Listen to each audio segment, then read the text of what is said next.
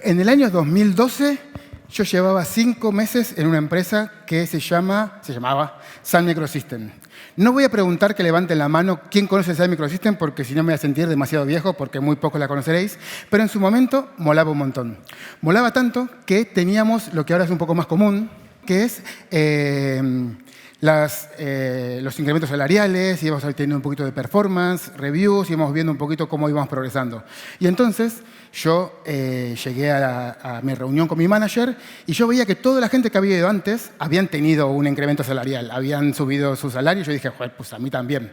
Entonces yo llego ahí súper contento diciendo, hago bien mi trabajo, así que seguramente también voy a tener un incremento salarial. Pero cuando estoy entrando, de repente digo, la verdad que esto es un poquito al azar, porque la verdad que no tengo ni idea de si estoy haciendo bien mi trabajo o no. Yo creo que sí, pero nadie me dijo nada. Lamentablemente, me dijeron que no había incremento salarial, porque nadie podía recibir un incremento salarial si llevaba menos de 6 meses. Yo no lo sabía, me fui triste. 2014. Ya en 2014 yo ya llevaba un par de años trabajando, bueno, yo llevaba un poquito más de años trabajando, también estaba en otra empresa, y dije, vale, vamos a por otro incremento salarial, que esta vez yo sé que estoy trabajando, estoy haciendo un montón de cosas bien, seguramente no haya ningún problema. En este caso, iba a tener un bonus, ¿no? Digo, es el bonus, a todo el mundo le están dando un montón de bonus, pues seguramente yo también tengo un bonus, porque trabajo, hago muchos tickets, pico mucho código, lo tendré. Pero cuando estaba entrando, otra vez, dije lo mismo. Esto es un poco el azar, porque no tengo ninguna prueba, ninguna referencia que me pueda decir si voy a tener o no voy a tener ese incremento, ese bonus, si estoy haciendo bien las cosas o no. Lamentablemente no tuve el 100%, tuve un 80%, yo esperaba el 120%, entonces al final también me sentó un poquito mal. Ya en el 2017 dije, vale, ya está, yo sé que trabajo bien, yo sé que soy un crack en lo que hago, estoy picando muchísimo código, estoy sacando muchísimas tareas, he creado un montón de iniciativas, las he llevado a cabo, así que en este caso lo que espero es que haya una promoción. Lamentablemente tampoco hubo una promoción. Bueno, esto sí, tampoco sabía qué pasaba porque nadie me había dicho nada, es un poco al azar, pero tampoco hubo ninguna promoción. Entonces, a partir de ahí dije, che, esto no puede seguir así. No puede ser que yo cada vez que vaya a tener una conversación importante con mi jefe sobre crecimiento profesional, sobre incremento salarial, pues que tenga la sensación de que sea todo un poco al azar, ¿no? Y que ver qué es lo que está pasando y dejarlos a los dioses que decidan mi futuro. Entonces, a partir de ahí dije, no puede ser. Vamos a intentar trabajar y pensar cómo puedo hacer yo para quitar toda esa incertidumbre y empezar a tener un poco de control sobre mi carrera. Y eso es lo que vamos a hacer hoy. Hoy vamos a charlar principalmente sobre 3 bloques importantes. Primero, saber qué soy y dónde estoy. Después vamos a hablar sobre qué hago y cómo lo hago. Y por último, algo también muy importante es cómo me ven el resto de personas a mí. Así que vamos a intentar navegar por varias herramientas que nos puedan ayudar a tener un poco de control y autoconciencia de qué somos, quiénes somos, a dónde vamos, por qué venimos y demás en este mundo. Así que espero que tengan ganas de conocer estas herramientas y vamos a por ello. ¿Qué soy y dónde estoy? Bueno, primero que todo, y creo que es súper importante que hagamos un disclaimer, porque tu trabajo no te define. Por mucho que seamos muy buenos trabajadores, por mucho que creamos que el código que hacemos es genial, tu código no te define. No te define si sabes usar Clean Architecture, no te define si haces React, no te define si conoces patrones de diseños. Lo que realmente te define es cómo tratas a tus amigos, cómo tratas a tu familia, a tus vecinos, a tus compañeros, a tus mascotas, a tu pareja, a tus hijos. Eso es lo que realmente te define. Pero como aquí seguramente nadie vino a escucharme hablar sobre la vida y la filosofía, vamos a centrarnos en el trabajo, ¿no? Pero que es súper importante que recordemos y que tengamos presente que el trabajo no nos define. Es una parte de nuestra vida, pero no nos define. Yo no soy ingeniero, yo soy padre, yo soy marido, yo soy amigo. Y ustedes también. Entonces eso es lo que lo tenemos siempre en cuenta, porque la persona siempre está por delante del código. Vale, pero para saber qué somos, pues hay que saber primero qué podemos llegar a ser, ¿no? Yo creo que esto más o menos la gente lo suele conocer, que uno empieza por un entry level, que a mí me gusta llamarle entry level y no junior, porque junior últimamente tiene como mucha connotación negativa, y si nosotros creamos la realidad a través del lenguaje, pues creémosla de forma amable, ¿no? Entry level. Después pasamos a software engineer, pasamos a senior software engineer, y ya está, ya somos felices, ya hemos llegado a lo máximo que queríamos. Aunque, por suerte, últimamente las necesidades de los ingenieros de las empresas han crecido y se abren 2 vías. ya podemos solamente centrarnos en la parte de management y decir, vale, yo ya soy senior, pero ahora mi siguiente paso va a ir al track de management, en el cual voy a gestionar personas, voy a ser capaz de ayudar a que otras personas vayan creciendo. Empezarías por Engineering Manager, podés continuar siendo director y ya después VP de Ingeniería. Y entre medias, pues habrá otros roles, un par de seniors entre medias y cosas de esas, ¿no? Pero, por suerte, el mercado cambió. Antes solamente, si querías seguir ganando más pasta, creciendo más y demás, tenías que pasarte al rol de management. Pero, seamos sinceros, no a todas las personas técnicas se les da bien ser managers. Entonces, ahora se ha abierto una nueva carrera que es, vamos a intentar continuar esa función de individual contributor con lo que se conoce como Staff Plus. Y Staff Plus son roles que pueden ser como Staff Engineer, vengo de este lado, Principal Engineer, Technical Fellow, y entre medias puede haber también otros roles, otros seniors por ahí, que te pueden ayudar a permitir crecer desde la parte técnica. No hace falta que te vayas a la parte de manager, porque antes te obligaban, si querías ganar más pasta, pero podía pasar algo que pasaba bastante a menudo, que es, vas a perder a un buen ingeniero para ganar un mal manager. Ahora tenemos la posibilidad de, no, si a ti te gusta la parte de ingeniería, vas a la parte de ingeniería y puedes seguir. ¿Te gusta la parte de management? Vas a la parte de management. Cada uno tiene que empezar a entender sus habilidades y saber cómo gestionarlas. Entonces, bien, vamos a centrarnos nosotros, como se llama el programador consciente de esta charla, y no el ingeniero manual consciente. Vamos a hablar un poco más sobre la parte de individual contributor, la parte de Staff Plus. Vale, normalmente el Staff Plus, para aquellos que no conozcan los roles, ¿quién de aquí conoce los roles de Principal, Staff, Technical Fellow? Vale, más o menos, bien. Me gusta porque ya empieza a estar un poquito más en boga, ya empieza a ver esas necesidades. Hay que tener cuidado porque muchas veces te ponen en LinkedIn, estamos buscando un principal, pero después al final haces trabajo de senior. Y muchas veces ponen el principal un poco como reclamo para que eches ahí la entrevista. Vale, tenemos como principalmente dos ramas. El Staff Plus se divide un poco por lo que sería aquellos Staff Plus que están más embebidos en un equipo, y otros que están más embebidos en un proyecto, ¿no? Y en estos, a su vez, se dividen en otros dos. Estos son los arquetipos que conocemos. Unos arquetipos en el que está embebido en un equipo son normalmente los team leads y los arquitectos. Pero después tenemos el otro, que es un poco menos conocido. Estos dos son los más comunes, por decirlo de alguna forma. Son como que las primeras necesidades que suele tener una empresa son los que marcan estos dos roles. Pero por otro lado tenemos el solver y el right hand. En este caso, no es gente que esté involucrada en un equipo, que esté embebida en un equipo, ya digamos el equipo de engagement, el equipo de checkout, el equipo de growth, sino que van un poco saltando de proyecto a proyecto a medida que lo vayan necesitando. Eso puede ser lo típico, que hay un proyecto que de repente se ha ido la gente que tiene knowledge y se quedó solo. Pues ahí viene el principal, el staff y demás a intentar solucionar ese problema. O incluso otro de los estereotipos, de los arquetipos que tenemos, es el right hand, en la mano derecha, que sería un poco más, ya están un poco más en contacto con dirección y demás, y le ayudan un poco a guiar al board, a los altos directivos, cómo puede ser la visión y compartir todo su expertise tecnológico desde ese punto de vista. Si alguien quiere saber un poquito más sobre todo esto, yo recomiendo este libro, que es de donde saqué los arquetipos que vienen definidos, que es Staff Engineer de Will Larson. Es un libro que está súper chulo, súper interesante de leer, porque te cuenta un poco cuáles son las responsabilidades de cada uno, cómo vas pasando un poco de código a más una visión más de alto nivel y demás. Entonces, yo lo recomiendo bastante. Esto después no viene en el libro, pero más o menos es como yo creo que puede ser un poco la evolución de las responsabilidades de un ingeniero. Y es, al principio uno empieza codeando código, picando código, resolviendo código. Después uno termina pasando a diseñar código. En este caso, la parte de diseño nos centraríamos un poco más en la implementación, los detalles de implementación de componentes, de módulos específicos y demás. Luego pasamos a la parte que ya sería arquitectura. Ya no nos centramos tanto en componentes, sino que nos intentamos centrar en sistemas globales. Aquí ya no nos importa tanto la implementación específica, como antes podían ser estructuras de datos o algoritmos. Acá nos centramos más a alto nivel a intentar solucionar problemas de escalabilidad, problemas de seguridad, problemas de performance. Y por último, y esto es lo más chulo que también tiene todo este tipo de carrera, es que ya dejas solamente de picar código, sino también empezaste a influenciar a gente, empezaste a influenciar a la empresa hacia dónde va a ir la dirección, a tus compañeros hacia dónde podrías ayudarle a que crezcan, ¿no? Y entonces, Sabiendo esto, ¿por qué cuento esto que puede ser un poquito rollo?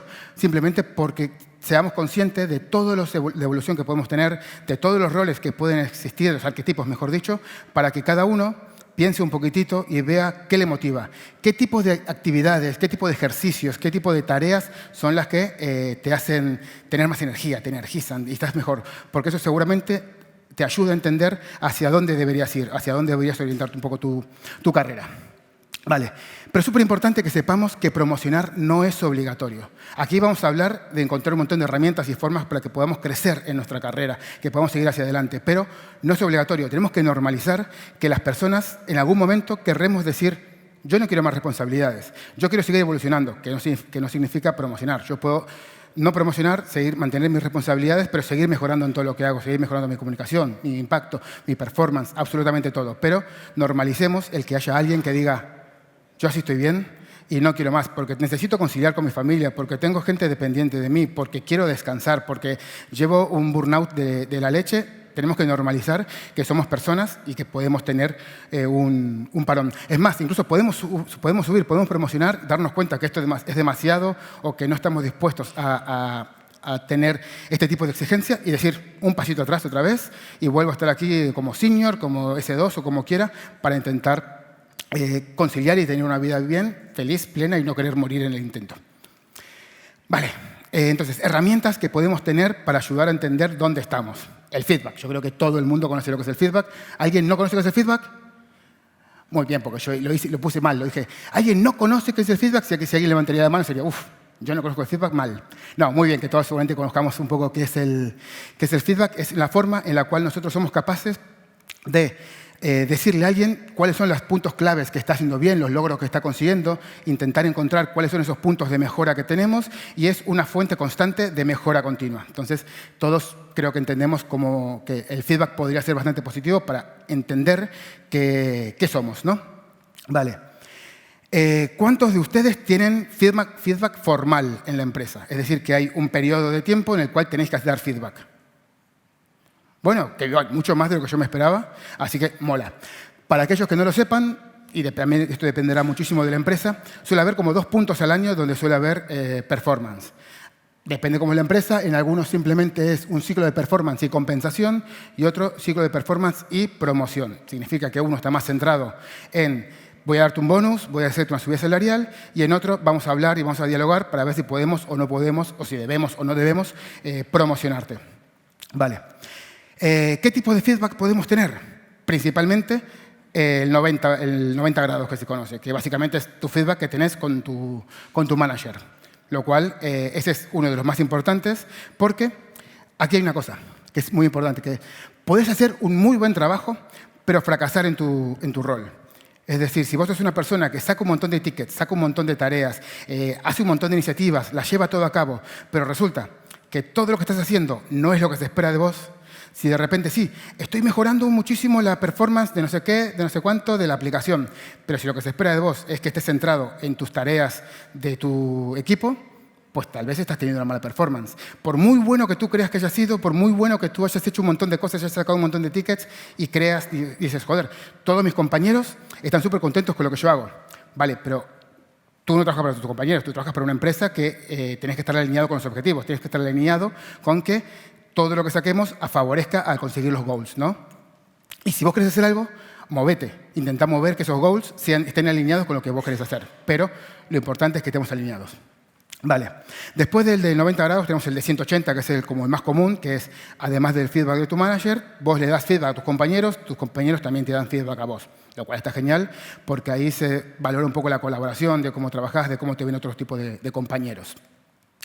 También tenemos el de 360, que ya el 360, como se puede imaginar, si el de 90 era con tu manager hacia vos, 180 también hacia los lados, 360, pues es de tu manager hacia vos, de vos hacia tu manager. Si tuvieras alguna persona a cargo, también sería para abajo, para los lados, para todos lados. Es un amalgama de feedback por todos lados que es súper interesante, súper bonito, pero normalmente esas sesiones, que suelen durar semana, 2 semanas, pues normalmente estás dedicándole 10, 15 horas a escribir feedback. Y eso mola un montón, pero a veces también cansa. Pero tenemos que estudiar muy bien el proceso que tengas de feedback en tu empresa. ¿Por qué? Porque si no, otra vez volvemos a lo mismo. Otra vez volvemos a esa incertidumbre de no sabemos qué estamos haciendo. Por eso decía que es importante que sepamos qué se espera de nosotros, tanto nuestro manager, como nuestros compañeros, como incluso el manager de tu manager, un poco la empresa, para poder quitar esa incertidumbre que tenemos, ¿no?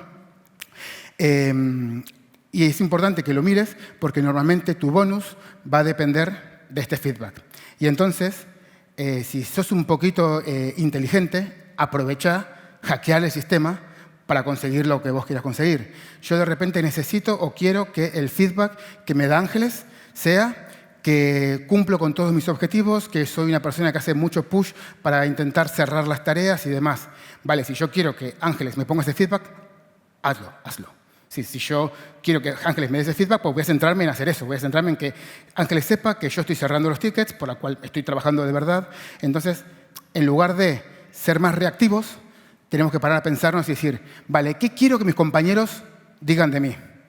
Normalmente suele ser algo bueno y entonces eso te va a ayudar a que vos centres y te pongas en el foco eso. Es decir, vale, yo quiero que digan que colaboro, pues colabora. Yo quiero que digan que técnicamente soy muy bueno, pues voy a estudiar para ser técnicamente muy bueno. Entonces, eso es una forma. Es lo mismo que antes, lo que pasa es que lo estás haciendo como en retrospectiva, como hackeando el sistema con ingeniería inversa. Vale, todos queremos que nos den un montón de feedback, siempre. ¿A que sí? Que el feedback mola, que te den. Que eso. Lo que pasa es que después muchas veces, pocas veces pedimos. Levantemos la mano, ¿quién ha pedido más de feedback a más de 3 personas extra, no hablemos del formal, en los últimos 6 meses? Aquí hay poquita gente. ¿Por qué? Porque a todo el mundo nos encanta que nos den feedback, pero no lo pedimos. Y es importante que lo pidamos. Y además es importante e inteligente. ¿Por qué? Porque si yo de repente le voy a pedir feedback a Juanje y digo, vale, Juanje, necesito que me des feedback, ahora vamos a contar un poquito cómo podemos pedirlo, pero Juanje me dice, no, mira, es que en las meetings que estás, pues acaparas conversación y no dejas hablar a nadie. Vale, es un feedback súper valioso, pero si yo espero a la performance review, ya es tarde. Ya no tengo tiempo de mejorar esto que tengo, esto que me acaba de decir Juanje. Pero si yo, en vez de pedírselo en el feedback review, se lo pido 3 meses antes, Juanje me lo dice, yo tengo margen para mejorarlo. Y además es como que incluso me ayuda mucho si yo realmente trabajo en eso, porque cuando llegue la hora de la performance review y yo haya trabajado de verdad en eso, Juanje va a decir, joder, Nico ha tomado en cuenta lo que yo acabo de decir, por lo cual, pues joder, es una persona que se preocupa por el crecimiento, que escucha a los demás y eso también genera una mejor imagen, que además me ayuda de verdad a crecer, ¿no? Entonces, ¿cómo podemos hacer para pedir, o cuáles serían los 5 pasos para que el feedback que nosotros recibimos nos ayude a crecer, como que sea válido de verdad o valioso, ¿no? Primero, hay que pedir honestidad. Normalmente, muchas veces pedimos feedback y nos quedamos tan tranquilos y al final lo que hace la gente es, pues vale, está todo muy bien, eres muy guapo, eres muy listo y haces todo como tiene que hacer.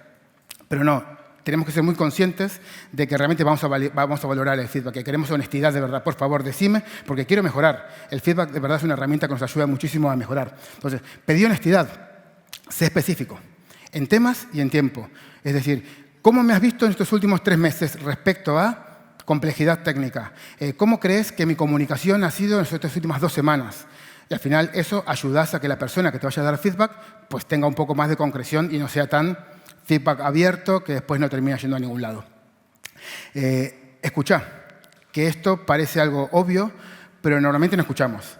Porque estoy seguro que a ustedes les pasa, a mí me pasa bastante a menudo, que estás hablando con alguien, y más si es un tipo de feedback que te están dando, constructivo para que mejores y para que mejores en algo.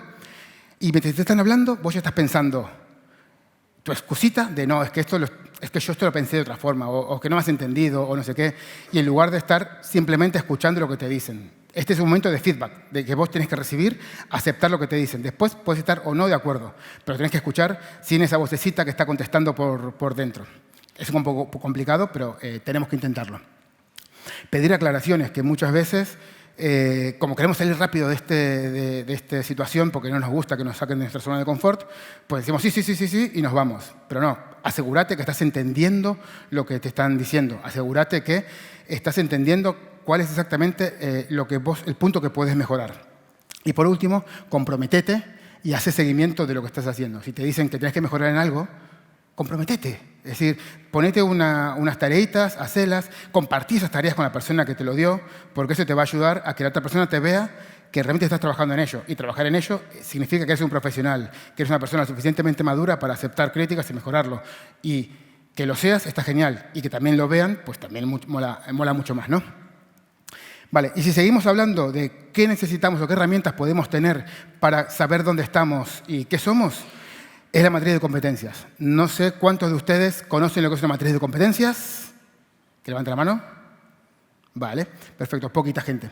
Matriz de competencias, esto ya sale en algunas empresas que son un poco más grandes, un poco más organizadas, que sueles tener algo pues, con menos iconitos, con mucho más texto, pero básicamente lo que te dice es una serie de habilidades, una serie de dimensiones y una serie de roles. Y entonces es, vale, para cada uno de los niveles, ¿cuál es el nivel de especialización que tenéis que tener para cada una de las skills?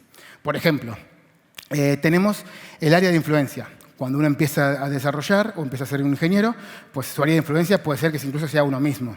A medida que vas creciendo, tu área de influencia pasa a ser tú, pasa a ser a tu equipo, a tus compañeros, al pilar, a otros equipos, a otras áreas. Cada vez es un poco más grande hasta que puedes llegar al nivel que tu área de influencia sea toda la compañía, ¿no? Que al final lo que tú propongas sean cambios tan grandes que ahora todo el mundo va a empezar a trabajar de esa forma. Entonces, está guay. Y vos tenés que saber qué se espera de vos respecto a esta dimensión en tu nivel. Después el ownership, que esto es la capacidad que vos tenés para tomar la responsabilidad de que una tarea llegue a su fin. También es súper importante en algunos casos. Pues es importante que vos hagas tu tarea. Cuando vas creciendo un poco más, no solamente importa que vos hagas tu tarea, sino que tu tarea puede ser una parte muy pequeña de una iniciativa más grande y vos sos el que tiene que decir, vale, yo tengo que asegurar hacer mi tarea, pero también tengo que asegurar que Pedro haga su tarea, que María haga su tarea y que todo esto se lleve a producción y que alguien apriete el botón para que esté en producción, ¿no? Que tenemos que tener cada vez un ownership mayor hasta ser como los dueños de todo eso. La ambigüedad es la capacidad que tenemos nosotros de tomar decisiones cuando el problema no está lo suficientemente detallado, aclarado, que no tenemos información suficiente o incluso tenemos cero información. Obviamente, cuando nosotros arrancamos, lo que nos van a dar son problemas que están completamente acotados, que están bien definidos y que tienen como todos los requisitos. Cuanto más vamos avanzando en nuestra carrera profesional, pues tal vez te dicen, necesitamos tener un 20% más de usuarios. No hay nada. Todo es ambiguo. Vos sos el que tiene que tener la capacidad de tomar decisiones para ser capaz de llegar a ese resultado. Complejidad técnica, este es bastante fácil, la capacidad que tenés para resolver problemas técnicos complejos. Y la comunicación, que esto es súper importante. Esto vamos a hablar también un poquito más adelante, pero la comunicación es la capacidad que tiene uno para transmitir ideas técnicas a distintas audiencias. Y este es el último matiz, lo más importante, a distintas audiencias. Cada vez que nosotros vayamos aumentando nuestra responsabilidad de nuestra carrera, tenemos la necesidad y la obligación de ser capaces de hablar con más stakeholders que tengan distintos backgrounds. Ya no solamente voy a hablar con mi compañero a un nivel técnico y decirle, sí, porque este repositorio que estoy utilizando tiene que tener un acceso a base de datos y síncrono. No, ya vas a tener que ser capaz de eso mismo explicárselo a alguien de data, a alguien de marketing que no tiene la necesidad de tener sus conocimientos técnicos. Y eso es un poco lo que tenemos que tener en la matriz de competencias. Estos son unos ejemplos. Normalmente suele haber en las empresas 10, 12, 15, 20 dimensiones distintas. Cada empresa tendrá las suyas, depende de lo que valore. Pero con todo esto, una vez que uno hace esta retrospectiva de qué es lo importante para la empresa, en dónde estoy yo y si estoy cumpliendo mi rol, ahí ya podemos crear lo que yo llamo la carta del FIFA, que es más o menos, vale, esto soy yo y estas son mis habilidades más guays que tengo y ya puedes empezar a conocerte un poquito mejor. Como obviamente la carta de FIFA no es muy profesional y no queda guay compartirla con tus managers y con el board, pues se suele presentar algo más así, ¿no? Que es un radar graph en el cual tenés todas las skills y vas viendo la puntuación del 0 al 10, del 0 al 5, como quieras hacerlo, de dónde estás. Y eso está guay porque te da una foto y puedes decir, mira, pues si estoy un poco más flojo, por aquí abajo a la izquierda, ¿qué es? Knowledge y buen juicio. Vale, entonces ya sé en qué puedo trabajar, ya sé cómo mejorar. Y hay algo importante en todo esto, y es que así, obviamente esto es inventadísimo, yo no soy tan crack. Esto a simple vista parecería que está casi a puntísimo de conseguirlo todo, ¿no? De tener todo ahí súper a tope. Entonces decimos, joder, pues esta persona está a punto de ser promocionado. No, porque que tengas las skills no significa que te promocionen. Y que no te promocionen no significa que no tengas las skills. ¿Por qué esto puede parecer un poquito raro? Pero es normal. Hay principalmente 3 motivos por los cuales uno puede tener las skills y no promocionar. Uno de ellos es porque no hay pruebas suficientes. Tal vez una de las responsabilidades que tengo yo en el siguiente nivel, en la siguiente promoción que yo quiero pasar, es tienes que ser bueno escribiendo arquitectura técnica. Tal vez tenés las skills, tal vez sos muy bueno escribiendo arquitectura técnica, pero no hay pruebas. Has escrito 2 documentos solamente. Entonces necesitas tener pruebas.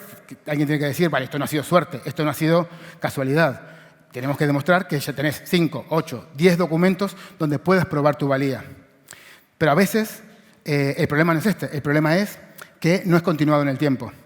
Tenés estas skills, pero llevas 2 meses con estas skills. Lo que se necesita es que compruebes que en los últimos 6 meses, o dependiendo de lo que sea el tiempo que hay en cada empresa, que continúes con esos skills, porque no sea algo en plan, solamente hoy he currado así y hoy tengo motivación, pero el día que no tengo motivación dejo de trabajar así, pues también se necesita. Y después, el último es que hayas hecho un sobreesfuerzo. Y esto suele pasar mucho. Esto suele pasar mucho que en tiempos de crunch, como se llama en este de videojuegos, que te exigen mucho, que te exigen que trabajes muchas horas y que al final uno trabaja más de lo que debería trabajar, dice, joder, he hecho un montón de cosas, me merezco esa promoción. No, te mereces seguramente un bonus porque has trabajado más de lo que deberías haber trabajado y demás. Pero la promoción no debería llegar hasta que vos no estés cómodo en el puesto. Si yo lo que hago es necesitar esforzar y trabajar más horas para conseguir lo que se espera de ese rol, pues es que todavía no estoy en ese rol. Lo que necesitas es que sea como tu paz mental, que vos estés cómodo en este nuevo rol. Y principalmente porque se te va a evaluar con ese nuevo rol.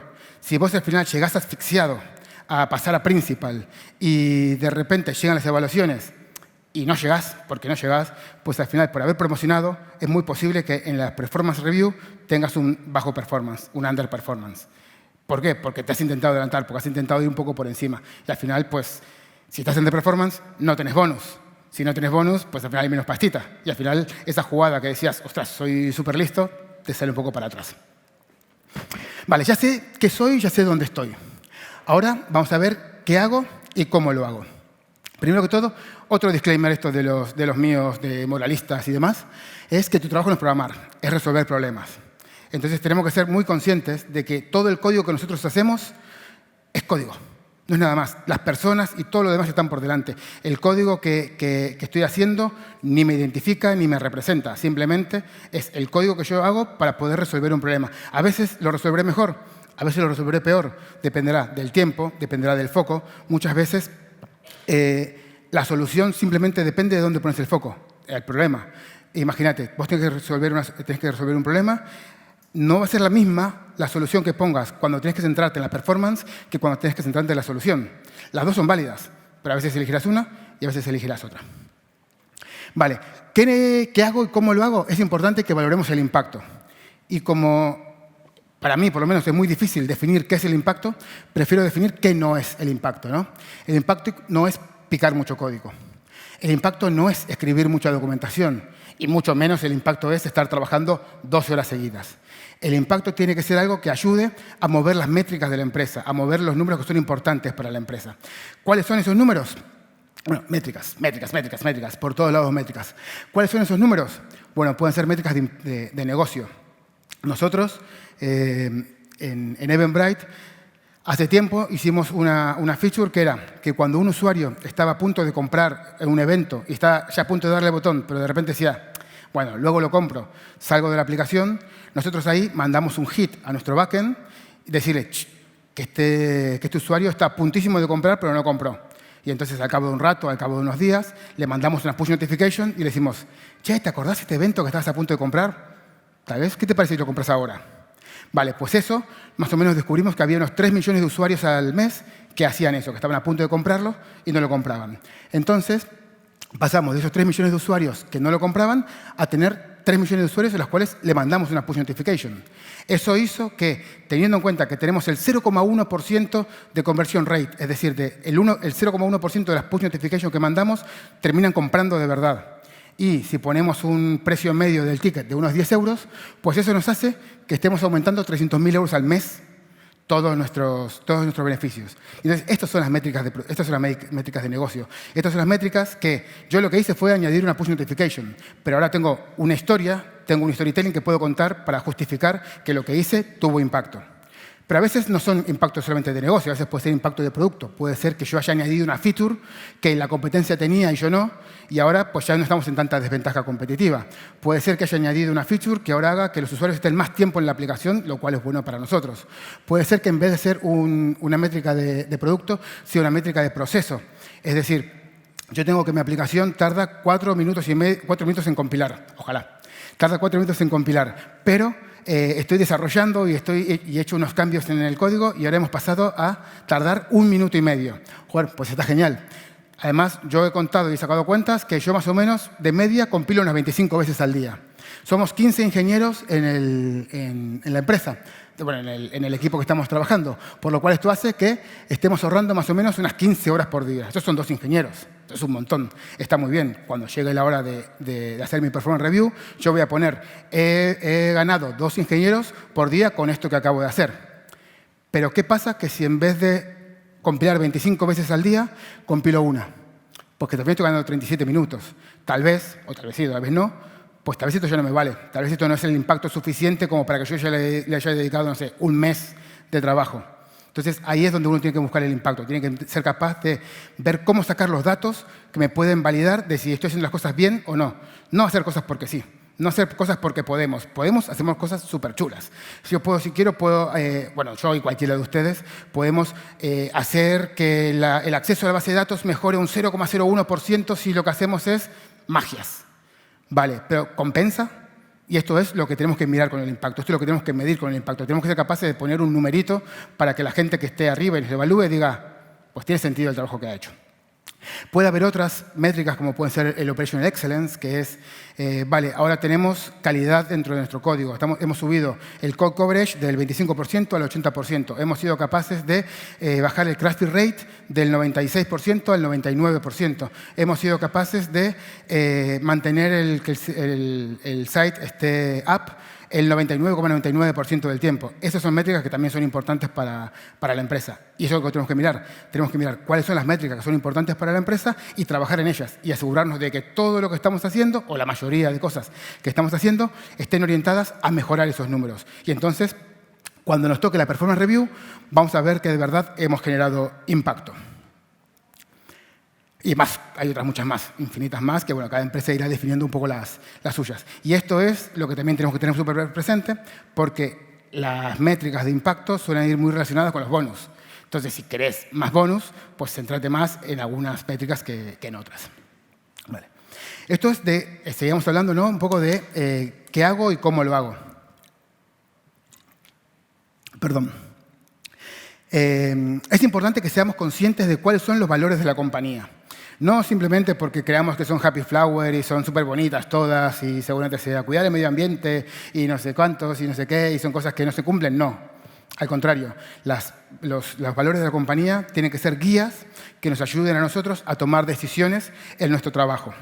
Es decir, en Eventbrite tenemos estos valores: Strive Impact, Take Ownership, Continue to Learn, Cultivate Authenticity y Empower Customers. Yo cuando tengo cualquier discusión con cualquiera de mis compañeros, con Product Managers, con Engineering Managers, si yo creo que mi solución está alineada con alguno de estos, o mi actitud, mi comportamiento está alineado con alguno de estos, y el contraargumento no, pues esto gana. O al revés, si yo creo que tengo que hacer algo y de repente viene mi manager, un PM, un EM, lo que quieran, y me dicen, no, mira, que aquí no estás teniendo ownership, digo, tienes toda la razón. Nosotros tenemos que guiarnos por la empresa. Nosotros tenemos que tomar ownership. Si a mí me dicen que hay algo que hacer y yo podría hacerlo, pues tendría que hacerlo, porque es parte de los valores de la empresa. También me pasó que yo estuve trabajando en Twenty antes y en Twenty uno de los goals los valores era go big o go home. Y ahí lo teníamos como muy presente, era parte de verdad del ADN. Ahí queríamos de verdad cambiar la forma en la que personas se relacionan. No solamente un chat, que digas, vale, puedo tener un chat como hay otros. No, queríamos realmente revolucionar cómo se comunicaban. Por eso teníamos los mensajes, por eso te llegaba el de, no sé, ¿quién te ha etiquetado una foto? ¿Han visto? Comentarios y demás. Queríamos revolucionar las cosas de verdad. No había vamos a ver qué pasa y vamos a crear algo chiquitito y ver qué pasa. No, vamos a ir a por todas. Y eso es lo que te guiaba. Y nos pasaba a nivel de negocio, a nivel de visión general, como también pasaba a nivel de PRs. Así que bueno, es súper importante el tema de los valores de compañía. Pero para mí de lo más importante es que intentemos eliminar los dogmas que tenemos. Porque tenemos muchos. Al final está muy bien leerse libros como Design Pattern, The Pragmatic Programmer, Working Effectively with Legacy Code o The Clean Code. Está perfecto, pero esas son herramientas que te pueden dar. Yo creo que cuando nosotros dejamos de tener nuestra propia opinión y nos basamos y solamente creemos que lo único bueno es lo que nosotros hemos aprendido y lo que nosotros hemos leído, pues ahí es donde vamos a tener un problema.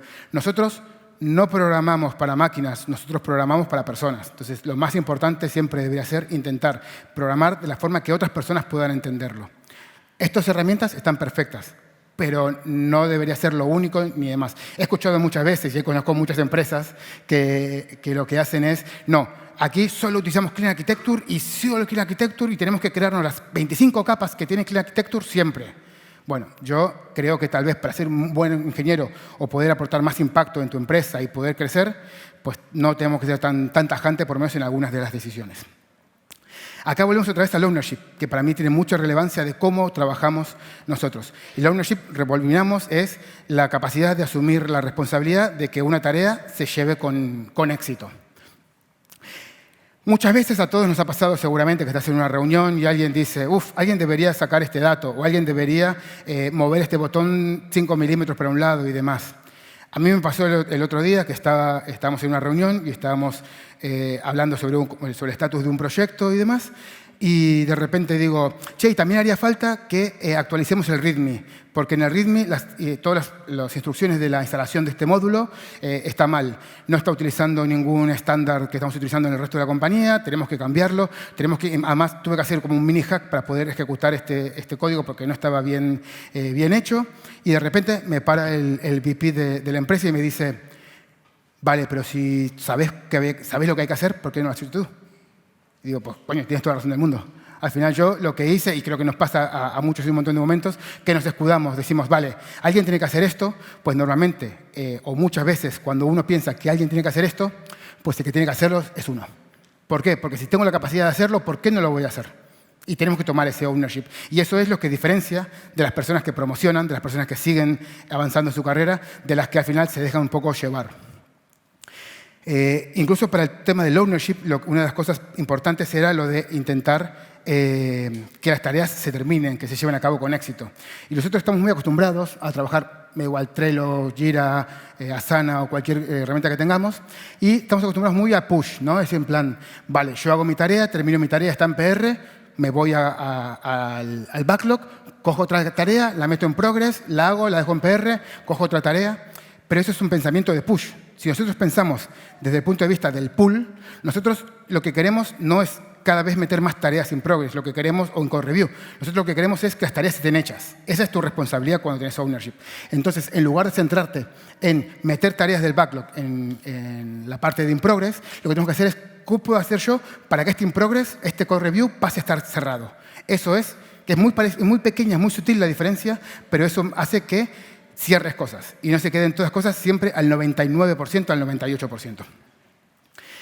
También es súper importante la gestión del tiempo, y esto yo creo, yo soy el primero que siempre lo llevó fatal, siempre me costó un montón organizarme, y tenemos que hacerlo, ¿no? Tenemos que organizarnos, primero porque vivimos en una sociedad que nos incita mucho al multitasking.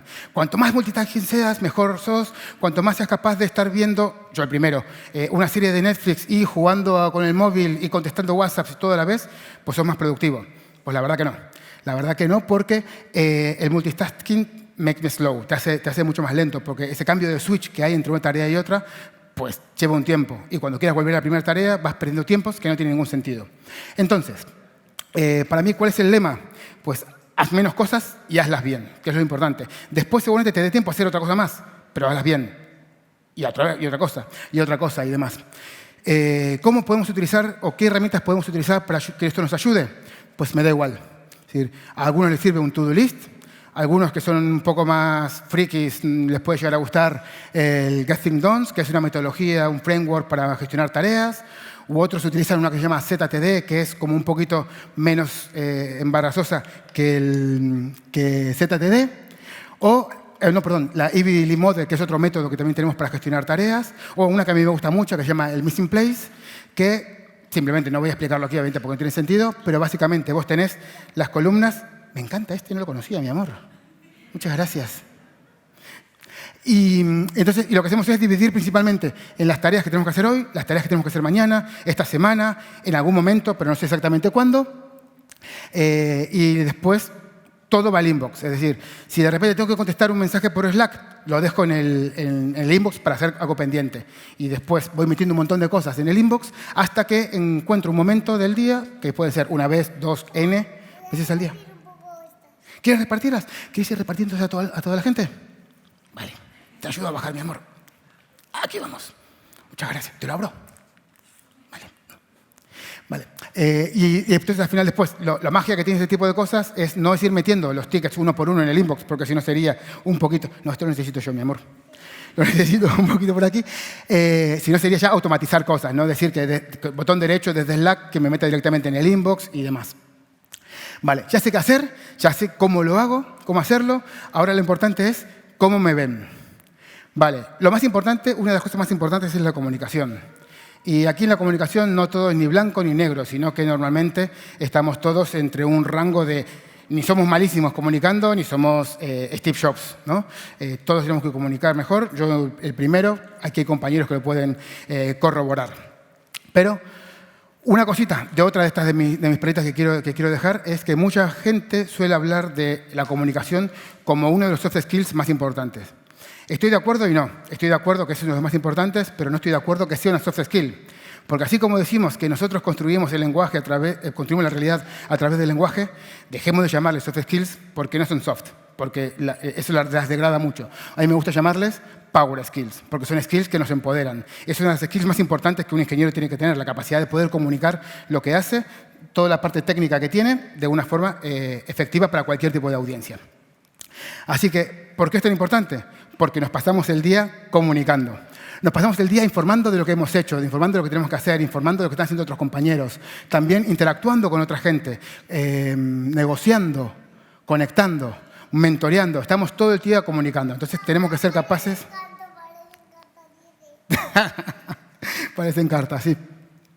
Y vale, entonces, ¿cuáles son las principales claves que tiene la comunicación? Que tenemos que ser claros y breves, que tenemos que tener sensibilidad cultural. Esto es algo muy importante cuando trabajamos en empresas internacionales, porque normalmente a veces chistes que a nosotros pueden parecernos súper graciosos, hay culturas en las cuales pueden resultar bastante ofensivas, o lenguajes, lenguaje malsonante y demás. La empatía. Que esto que todo el mundo la conoce, todo el mundo sabe lo que es la empatía, pero muchas veces o muy pocas veces son las que nos ponemos en los zapatos de la otra persona para intentar entender o para intentar comunicarlo de la forma que la otra persona lo entienda. Al final, yo sé lo que hago, yo sé cómo lo quiero contar, pero muchas veces lo cuento a mi manera en lugar de pensar, vale, quien me va a escuchar, ¿cómo necesita escucharlo? Eso es también creo que es importante. La escucha activa, que es eso que hablábamos antes de escuchar de verdad, un pequeño ejercicio para eso es, que a mí me cuesta bastante, es hablar sin interrumpir, porque como veréis me gusta bastante hablar y hablo bastante rápido y hablo bastante mucho y demás. Y después también lo último que es la paráfrasis, que la paráfrasis suena rara, pero es parafrasear. Es decir, cuando alguien hable conmigo, pues yo para asegurarme de que entendí el mensaje voy a intentar repetir lo que me dijeron con otras palabras. Entonces lo que quieres decir es esto, esto y esto. Ah, entonces... Esto es lo que me estás intentando transmitir, ¿no? Para intentar asegurarnos que la comunicación va bien por los dos lados. Esta parte me gusta mucho, la technical writing, porque se habla bastante poco de cómo hablamos y cómo comunicamos a nivel técnico. Y creo que es súper importante. Un buen documento técnico no es ese documento que sea largo. Un buen documento técnico no es aquel que está súper detallado. Sí, es rosa. Un documento muy bueno no es el documento que tenga más diagramas. Ni siquiera es ese documento que haya simplificado más algo súper complejo. Un buen documento es un documento que sea útil. En algunos casos necesitará algunas de esas herramientas, en otros casos no las necesitará. Por ejemplo, tenemos un montón de tipos de documentos distintos. Aquí vamos a hablar de muy poquito solamente. Lo importante es que tenemos un tipo de documento, en el caso se llama Request for Discussion. Este es un tipo de documento que se suele abrir cuando el problema no está del todo definido, ni la solución está del todo definida, y ahí se abre ese documento para que mucha gente comente cuáles podrían ser las soluciones correctas, cómo podemos cerrar mejor el mensaje y demás. El mensaje del problema. Y entonces, en este caso, es explorativo. Entonces, en este caso no necesitas ningún tipo de detalle, no necesitas esquemas, no necesitas diagramas, necesitas definir el problema. Después tienes otros, que sería como la continuación de este. Cuando ya hemos explorado las soluciones, vamos a explorar una solución específica. Una de las propuestas es yo me creo mi request for comments y ahí espero que la gente aporte comentarios sobre esta solución. Ah, no has tenido en cuenta esto. Uy, ¿estás teniendo en cuenta la performance? ¿Cómo vamos a monitorizar esto? ¿Cómo vamos a medir el éxito? Todo eso son cosas que tenemos que ir añadiendo en ese documento. Una vez que tenemos este, podemos pasar al siguiente, que es el de la tech spec. Vale, este sí que es el documento técnico. Este es lo que quiero que yo voy a definir y alguien lo implementará. Ahí sí que voy a meter estructuras de datos, llamadas, APIs, bases de datos, todo lo que quiera meter. Y luego tenemos otra cosa que es parecido, que es el ADR, que es Architectural Decision Record, y esto es como una tech spec a posteriori. Esto es, ya he implementado algo y ahora que lo que necesito es documentarlo. No lo documenté en un momento, ahora voy a crearme este documento y en lugar de recibir comentarios de cómo podemos hacer algo, voy a recibir comentarios de, ah, no has puesto esto, que esto también lo estamos haciendo de esta forma, o tal vez sería interesante que aquí añadiéramos esta información, links y demás. Y hay muchísimos otros tipos de documentos. Y simplemente quería comentar estos documentos para que seamos conscientes de que cada documento tiene un fin. Y entonces cada documento tendrá unas necesidades específicas para ayudar a que eso se haga. Por ejemplo, una tech spec. La tech spec es ese documento para generar implementaciones. Entonces, ¿yo cómo voy a medir si ese documento es bueno? Pues para mí, si ese documento es bueno, es si cuando yo ese documento se lo he pasado a alguien para que lo implemente, si no ha tenido problemas, si ese documento, si cuando estaba implementando se encontró un montón de corner cases que no estaban contemplados, si no funcionaban los scripts, si no sé qué, eso es un mal documento. Si el desarrollo ha sido smooth y el desarrollo ha ido todo como tenía que ir, pues ese es un buen documento. Me da igual si tenía gráficos o si no tenía, me da igual si era muy largo o era muy corto. Lo importante es la utilidad que tiene. Y hay más documentos. El Engineering Operational Model, que es como una foto muy grande de cómo se comunican todos los componentes dentro de la empresa. Podemos tener un post-mortem, que es cuando tenemos algún problema dentro de la empresa, después hacemos un poco de, vale, ¿qué ha pasado? ¿Por qué? ¿Cómo podemos mitigarlo en el futuro? 3 Years Vision, que es hacia dónde queremos que vaya una tecnología específica, una plataforma además. Tech Dev Remediation Plan, sabemos que tenemos un montón de Tech Dev, vamos a ver cómo vamos a trabajar con ella. E infinitos documentos más. Pero lo importante de cualquier documento es asegurarte que responde las preguntas correctas. Es decir, cada documento tiene una serie de preguntas intrínsecas que tienes que responder. Respondelas. Después, en el documento, pone alternativas. Pone por qué estás eligiendo esta solución y no esta otra, o no esta otra, o no esta otra. Pone los trade-offs que tenés. Normalmente en casi todas las soluciones vamos a tener trade-offs. Para facilitar este problema de performance, hemos perdido un poco de seguridad. O para mejorar este problema de seguridad, pues ahora este acceso a base de datos tarda un poquito más. Estos son trade-offs que hemos tomado y es súper importante que los pongas porque después, cuando ese documento sea validado, pues tenemos mucha más información para saber si tiene sentido o no tiene sentido esa solución.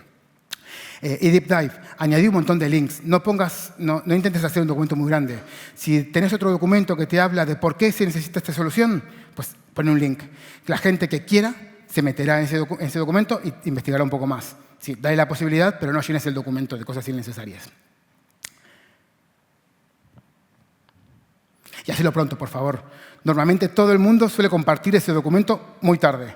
¿Por qué? Muchas veces es por ego, muchas veces es por inseguridad, pero muchas veces tenemos el documento a medias, lo estamos teniendo, pero decimos, no, voy a terminar de hacer esto para que quede súper guay y voy a hacer este diagrama para que quede mejor todavía y lo comparta y cuando la gente lo vea tenga ese efecto wow. Y es en plan, no, tu trabajo no es que tengas ese efecto wow. Cuanto antes lo compartas, antes vas a poder recibir feedback y seguramente te ahorres el trabajar en cosas que no tenías que trabajar, en hacer diagramas que no tenían sentido, en explorar una solución que tal vez no era la que vos querías solucionar. Así que es importante que trabajemos un poquito esas inseguridades y compartamos el documento lo antes posible. Que no pasa nada que esté incompleto. Cuanto más información tengamos al principio, mejor. Y aquí, para ver cómo nos ven, también tenemos una parte del feedback, porque antes hablamos del feedback, de cómo recibimos el feedback, pero también es súper importante para que vean cómo somos nosotros, el cómo damos el feedback. Hay una metodología que se llama el STAR o SBI, que para mí son como los dos frameworks más importantes para dar feedback, o son los más adecuados en mi opinión. El STAR, que es Situation, Task, Action, Result, está más orientado a cómo querés dar feedback de proyectos, de tareas y demás. Cosas como la situación o la tarea. Cuando estamos haciendo una tarea de acceso a base de datos, lo que hiciste vos hiciste, yo que sé, un cambio en otra parte del código y el resultado fue que no pudimos desplegar ese código porque había un conflicto. Vale.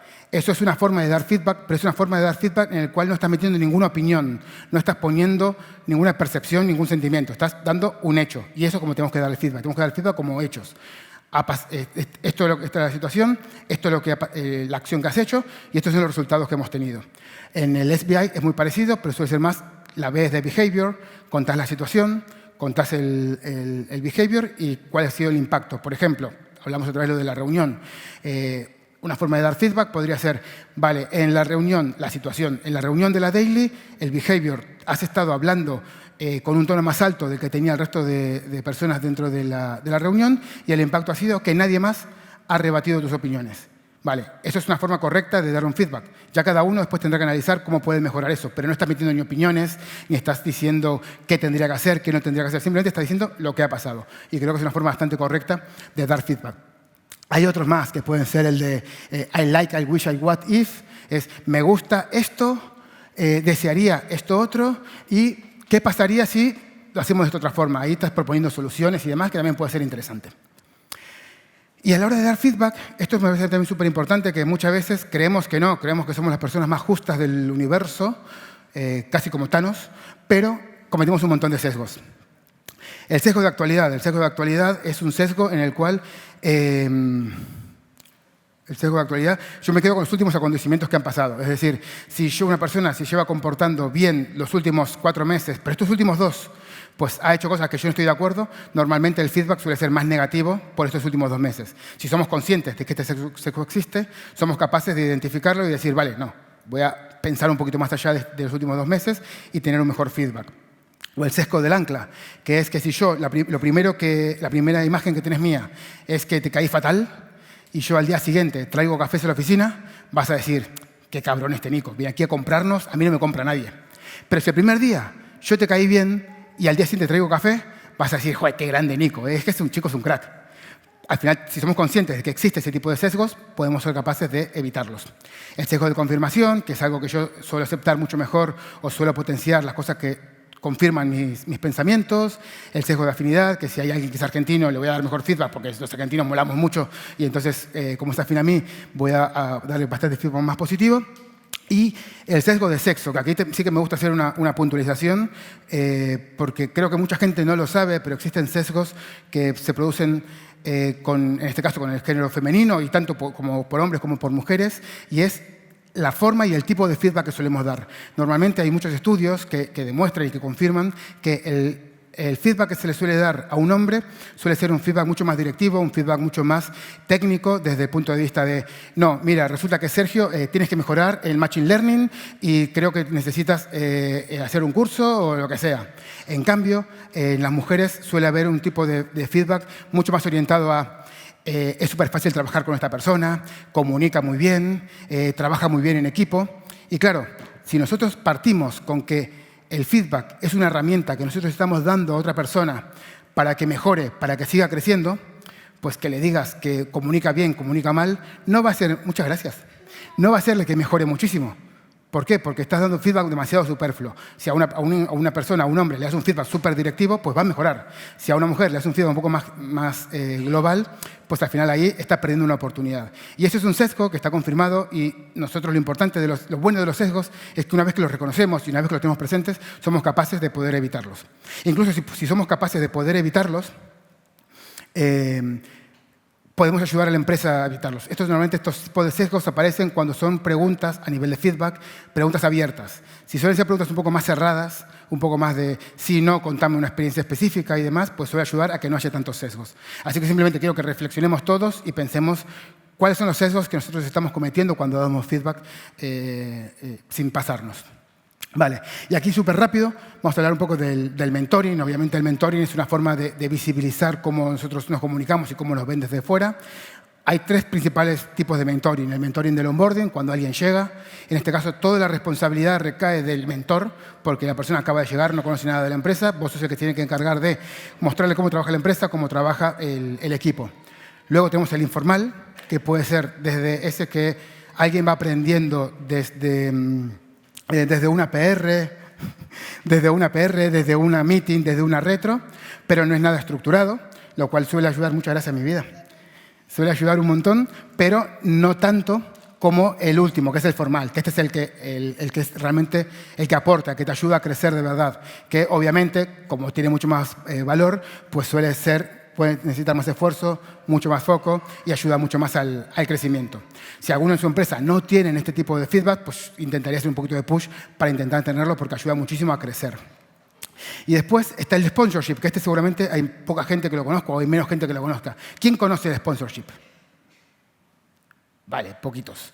Bien, el sponsorship se parece al mentoring, pero no tiene nada que ver, porque en este caso es que personas que tienen la influencia y el poder suficiente dentro de una empresa cogen a una persona y le ayudan a que crezca dentro de la empresa. Es decir, ayudan a visibilizar todo su trabajo, ayudan a ofrecerle oportunidades que vayan saliendo. Yo sí quiero hacer el sponsorship de alguna persona y de repente veo que hay un proyecto que puede ayudar a que la persona X crezca porque quiero que tenga más autonomía, más liderazgo, pues yo puedo ser la persona que diga, che, creo que esta persona puede estar bien para ejercer este proyecto. Y eso es súper importante, que nosotros busquemos un sponsor, que busquemos a alguien dentro de la empresa que nos ayude a dar esa visibilidad y a que en los círculos a los cuales seguramente nosotros no lleguemos, en las reuniones que no estemos, empiecen a escuchar nuestro nombre.